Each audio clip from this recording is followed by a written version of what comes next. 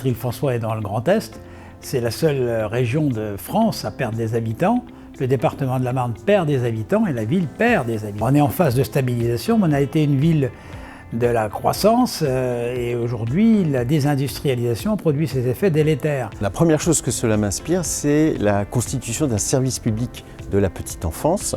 Et donc c'est un devoir pour nous, collectivités, et en particulier les petites villes, de proposer des structures d'accueil. Ça demande un effort financier, un effort d'organisation très important, notamment lorsqu'on est en zone urbaine. Il y a un enjeu de société.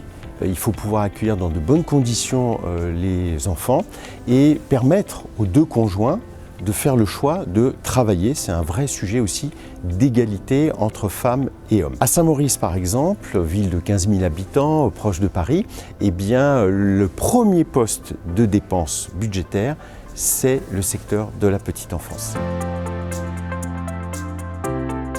C'est intéressant de voir, puisque moi, en tant que maire et vice-président de l'intercommunalité, j'ai un double regard. Je vois ce qu'on peut faire à l'échelle de la commune et ce qu'il vaut mieux mutualiser pour avoir le soutien du groupement de communes et permettre ainsi davantage d'actions à moindre coût. D'abord, on travaille sur l'attractivité, sur la beauté de la ville, sur le côté de magnifier ces éléments positifs.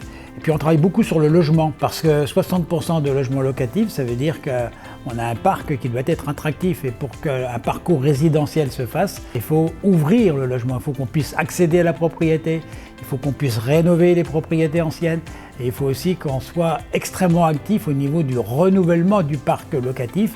Et donc nous sommes sur une action de déconstruction de 1100 logements avec la construction d'un écoquartier. Je voudrais également mettre l'accent sur le rôle des associations. Parce que la bienveillance, ça passe aussi par l'appui que nous pouvons apporter les villes aux associations qui jouent un rôle majeur. J'ai à l'esprit notamment un exemple, celui d'une épicerie solidaire qui reçoit des personnes très défavorisées, qui ont des problèmes pour s'alimenter, qui reçoivent chaque semaine un panier repas. Et j'ai bien vu, pour y aller régulièrement, qu'au-delà de la nourriture qui est donnée, il y a également l'attention, l'écoute, la reconnaissance, l'accompagnement et finalement un petit pas vers la dignité. La ville a la chance d'être avec une opération Cœur de Ville. Et on voit que cette opération Cœur de Ville permet de réinvestir le centre-ville. On a toujours été assez prudent sur l'extension des zones commerciales. On a toujours cherché à jouer la carte de la complémentarité.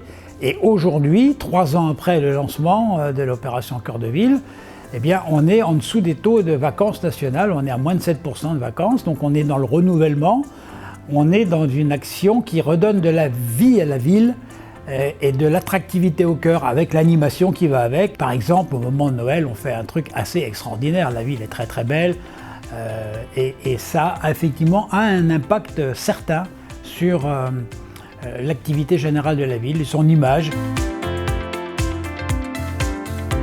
On n'est pas toujours très vieux, mais on a déjà mis en place un pass sport, culture, loisirs pour les seniors, à l'image de ce qu'on fait pour les jeunes. Parce qu'entre 2 âges, on peut pratiquer du sport, on peut faire de la culture, donc il faut donner de l'intérêt à la vie. La question de l'inclusion numérique, à savoir est-ce que ces personnes âgées qui ne sont pas familiarisées avec la pratique des outils du numérique, du digital, comment faire pour les accompagner? Il y a un dispositif que je trouve performant, qui mérite d'être cité, ce sont les conseillers numériques. C'est un partenariat entre l'État et les collectivités locales, j'espère qu'il va perdurer. Ça permet d'accompagner des personnes âgées qui rencontrent des difficultés et leur permettre d'exercer leurs droits. Puis au-delà, eh bien, on a des résidences qui sont gérées évidemment, qui ont été reprises par une association nationale qui est de sensibilité laïque, qui s'appelle l'ALEFPA. Une résidence Domitis, une résidence senior, s'est également implantée. Et puis le grand projet, c'est de reconstruire un EHPAD de 3e génération, et donc avec toute la domotique et toutes les fonctionnalités qui vont avec, qui se heurtent bien sûr à un problème de financement, parce que l'ARS a commencé à nous financer, mais insuffisamment. On a travaillé sur la supportabilité, mais c'est quand même une opération de 30 millions. On peut emprunter 15 et il faut qu'on boucle le financement. L'intergénérationnel, c'est extraordinaire, ça coûte très peu d'argent et ça permet des rencontres qui marquent les esprits aussi bien des jeunes que des personnes âgées, autour de jeux de société, d'animation, de temps musicaux. C'est assez facile à organiser et franchement c'est très riche. L'intergénérationnel, c'est une préoccupation, je dirais, qui se développe et qu'on essaie de prendre en compte davantage.